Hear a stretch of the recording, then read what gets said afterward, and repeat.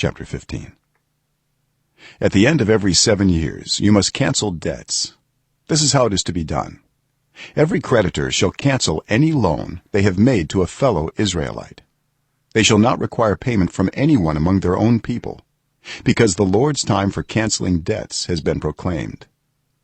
You may require payment from a foreigner, but you must cancel any debt your fellow Israelite owes you. However, there need be no poor people among you, for in the land the Lord your God is giving you to possess as your inheritance, he will richly bless you. If only you fully obey the Lord your God and are careful to follow all these commands I am giving you today. For the Lord your God will bless you as he has promised, and you will lend to many nations but will borrow from none. You will rule over many nations, but none will rule over you. If anyone is poor among your fellow Israelites in any of the towns of the land the Lord your God is giving you, do not be hard-hearted or tight-fisted toward them. Rather, be open-handed and freely lend them whatever they need.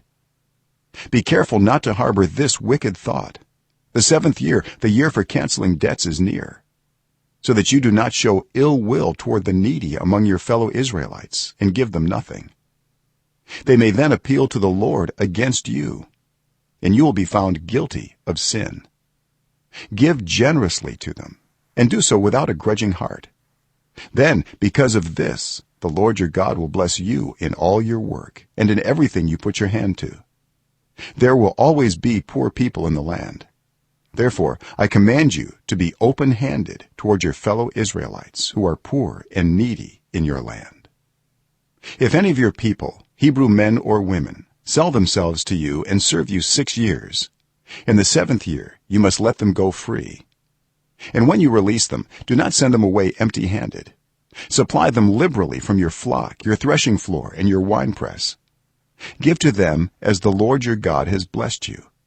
Remember that you were slaves in Egypt, and the Lord your God redeemed you. That is why I give you this command today. But if your servant says to you, I do not want to leave you, because he loves you and your family and is well off with you, then take an awl and push it through his earlobe into the door, and he will become your servant for life. Do the same for your female servant.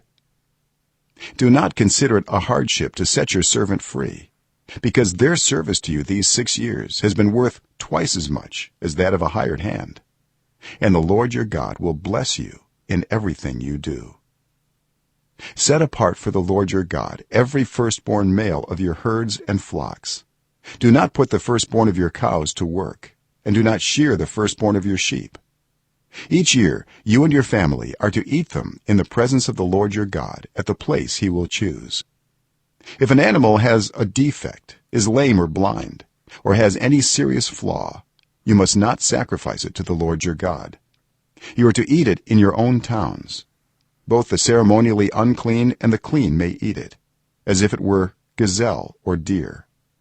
But you must not eat the blood. Pour it out on the ground like water.